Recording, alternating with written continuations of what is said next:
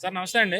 ఎన్నికల దగ్గరికి వస్తా ఉన్నాయి. రోజు ఇక్కడ చూస్తేనేమో రా కదలరా అంటూ కూడా ఎన్నికల శంఖారావాన్ని చంద్రబాబు నాయుడు గారు పూరించబోతా ఉన్నారు. సో ఏంటి ఈ సభ ద్వారా ప్రజలు ఎన్నికలకి సిద్ధమవుతా ఉన్నారు అండ్ తెలుగుదేశం పార్టీ నుంచి ప్రజలు ఏం ఆశిస్తా ఉన్నారు? రైతాంగానికి చాలా సమస్యలు ఉన్నాయి. ధాన్యం కొనుగోలు చేయడంలో కానీ, నీరు విడుదల చేయడంలో కానీ, ఈ సమస్యల వలన ధాన్యం అమ్ముకున్నా కానీ డబ్బులు తిన్నగరాక పోయిన సంవత్సరం సారం వరకు వేశారు, తినక డబ్బులు రాలేదు, దాళవాళ్ళు మానేశారు. మళ్ళీ జరిగిన సంవత్సరం కూడా ఈ సంవత్సరం కూడా నీళ్ళు అందక మరి చాలా రైతులు ఇబ్బందులు పెట్టి ఇంజన్లు పెట్టి తడిపి వరి పొలాలకి పెట్టుబడి వచ్చిన ఆదాయం కంటే పెట్టుబడి ఎక్కువైపోయింది. మరి వాటిని కొన్ని తడిసిన ధాన్యాన్ని కొనుగోలు చేసే పరిస్థితి ఈనాటికి ఇంకా అక్కడక్కడ ఉన్నాయి. తేమ శాతం ఉందని మళ్ళీ దాళం వేసే పరిస్థితి కూడా లేదు. ఇక నీటి ఒత్తిడి వలన పైన నీళ్ళు అవకాశం ఉండి కూడా మరి ప్రస్తుత ప్రభుత్వంలో నీళ్ళు అందుబాటులో తీసుకురావట్లేదు, సమయానికి తీసుకురావట్లేదు. మరి ఇప్పుడు మన తెలంగాణ ఎన్నికలు జరిగినాయి. నాగార్జున సాగర్ డ్యామ్కి దిగువన ఉన్నారు మీరు. సో ఆ డ్యామ్ ద్వారా మీకు నీళ్లు రావాలి. 4.5 ఏళ్ల పాటు టైంపాస్ చేశారు జగన్మోహన్ రెడ్డి. తెలంగాణ ఎన్నికల రోజు హడావిడి చేసి నీళ్లు వదిలేసాము అని చెప్పి పెద్ద ఎత్తున ప్రచారం చేసుకున్నారు. ఎన్నికలు అయిపోయినాయి, మళ్ళీ ఆ ఇష్యూ అనేది బయటికి రాలి. అసలు ఏం జరిగింది? ఇప్పుడు నీళ్లు వస్తున్నాయి నాగార్జున సాగర్ నుంచి? మరి ఎన్నికల సమయంలోనే వరి పంటలో పంట దశలో ఉన్నాయి. ఆ సమయంలో వాటర్ ఎక్కువ కావాలి. వర్షాలేం పడలేదు. గతంలో జరిగేది ఇలాంటి టైంలో గతంలో జరిగింది ఏంటంటే, దేవినేని ఉమ్మ గారు ఎక్కడ నీటిపారుదల శాఖ మంత్రిగా ఉండి నీటి అవసరం ఎక్కడున్నా సరే 2 టీఎంసీలు మాకు నీళ్లు పంపించండి అని చెప్పి అధికారులతోటి పోట్లాడి మరి నీళ్ళు రప్పించేవాళ్ళు. మరి ఆ సమయానికి వచ్చేవి నీళ్ళు. పొలాలు ఎండిపోయే దశలో కూడా వడబడుతున్నాయిరా అనుకున్న సమయంలోనే నీళ్లు తీసుకురావడం జరిగేది. ఆ విధంగా గతంలో వర్షాలు లేకపోయినా పంటలు పండించుకోవడం జరిగింది. మరి అలా కొనుగోలు చేయడంలో కూడా జాప్యం లేకుండా కొనుగోలు చేశారు. మరి వాళ్ళ కొనుగోలు చేయడంలో కూడా చాలా జాప్యం జరుగుతుంది ధాన్యాన్ని. మరి ఇన్ని ఇబ్బందుల మధ్యన రైతాంగం తట్టుకోవడం కష్టంగా ఉంది. మరి గతంలో సారమైన దాళమైన పండించగలను నా ఎన్ఎస్పి నాగలు నీళ్లు తీసుకొచ్చి పండించగలిగేవాళ్ళు. మళ్ళీ గతంలో టీడీపీ గవర్నమెంట్ ఉండగానే చింతలపూడి ఎత్తి పథకం అమలు జరిపి 360 రోజులు మనం నీటి సప్లై చేసుకోవచ్చు, పొలాలు అమ్ముకోబాకంటే అమ్ముకుంటే నష్టపోతారు అని చెప్పి గత ప్రభుత్వంలో, తెలుగుదేశం ప్రభుత్వంలో చెప్పడం జరిగింది రైతాంగానికి. మరి దాన్ని దృష్టిలో పెట్టుకొని పొలాలు ఎవరు అమ్ముకునే పరిస్థితి, ఆదాయం బాగానే వస్తుందిలే, ధాన్యం కొంటున్నారులే అని దాళ 2 పంటలు పండించేవాళ్ళు. మరి చింతలపూడి కూడా వస్తుంది కదా అని చెప్పి పొలాలు అమ్ముకోవడానికి ముందుకు వచ్చేవాళ్ళు కాదు. మరి ఈరోజు ఈ నీళ్ళు చింతలపూడి పథకం కానీ, ఆ పోలవరం ప్రాజెక్టు కానీ వెనకబడిపోయింది. మరి నీటి వసతి లేదు. అమ్మాయి పెళ్లి చేయాలన్నా, అబ్బాయి పెళ్లి చేయాలన్నా పొలం అమ్ముకాల్సిన పరిస్థితి వచ్చింది.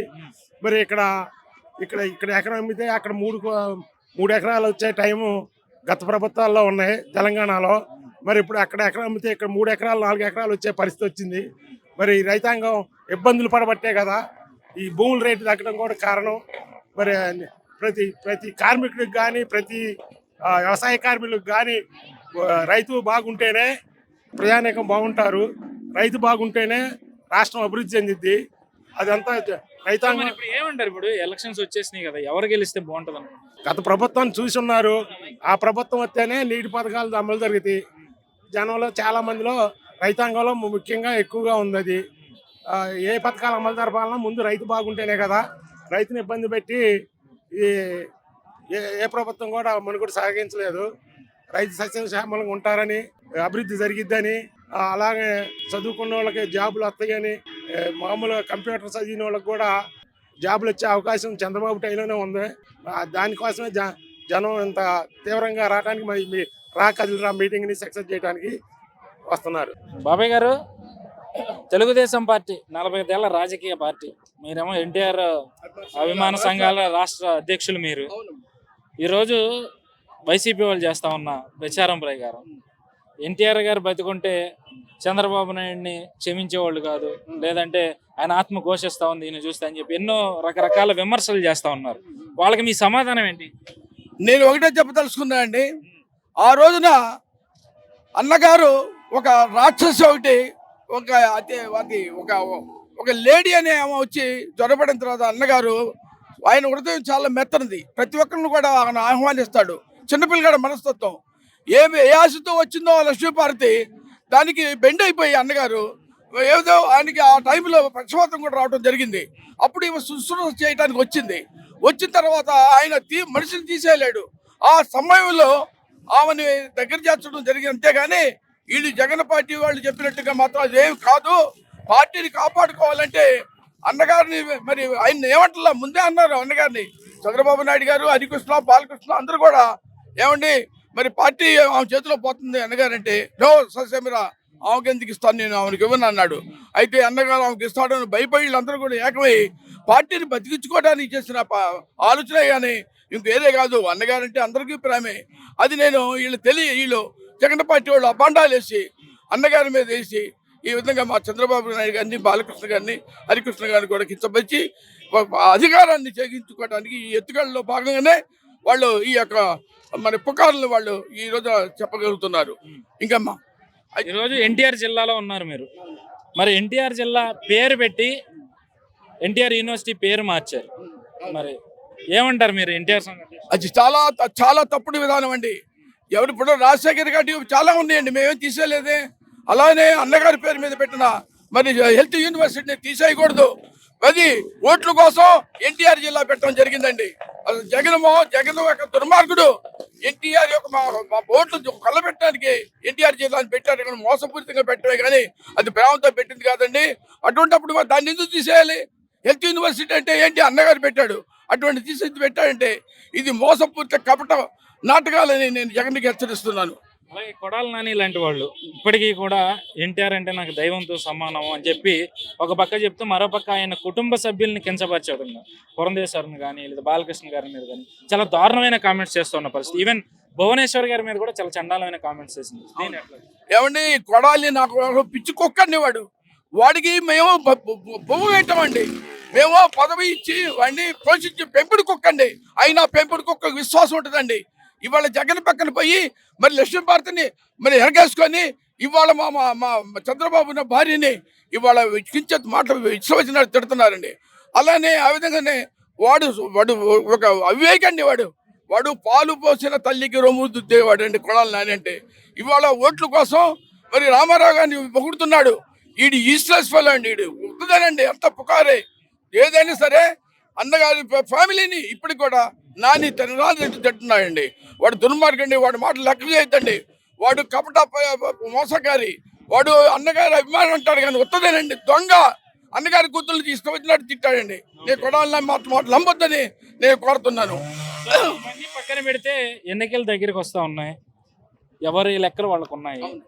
సో మీరు ఎన్టీఆర్ అభిమాని అంటే కామన్ గానే తెలుగుదేశం పార్టీకి సంబంధించిన నాయకులు. సో మరి ఒక నాయకుడిగా తెలుగుదేశం అవసరం ఎంతవరకు ఉందంటారు రాష్ట్రానికి? ఈ రోజునండి జగన్ పాలన అసలు అది ఏం లేదండి. పాలన మొత్తం అందరూ ప్రతి ఒక్క కులానికి, వర్గానికి అందరికి కూడా నాశనం చేస్తున్నాయండి. ఏమండి, ఆ రోజున కన్నుడు 100 తప్పులు చేస్తే ఈడు 150 తప్పులు చేశాడు. హైకోర్టు, సుప్రీంకోర్టు మరి అందరూ కూడా చెబుతున్నారండి. ప్రజా ఉపయోగపడే పనులు ఏమి చేయండి. పప్పు బిల్లాలు 10,000 పెడుతున్నాడు, 50,000 కాజేస్తున్నాడు. అది మరి తప్పు కదండి. పప్పు బిల్లాలు ఎవరు పెట్టమన్నారు? వాళ్ళు అడిగారా? పప్పు బాలు పెట్టి సోమరపోతులు చేసి ఇవాళ నిత్యావసర వస్తువులు కానీ, కరెంటు కానీ, విద్యుత్ శక్తి కానీ, మన పెట్రోల్ కానీ, డీజిల్ కానీ, నిత్యావసర వస్తువులు కూడా పెంచి ఇవాళ ఆర్టీసీ ఛార్జీలు 5 సార్లు పెంచిన దుర్మార్గుడండి. కరెంటు పెంచాడు, అన్నీ పెంచాడు.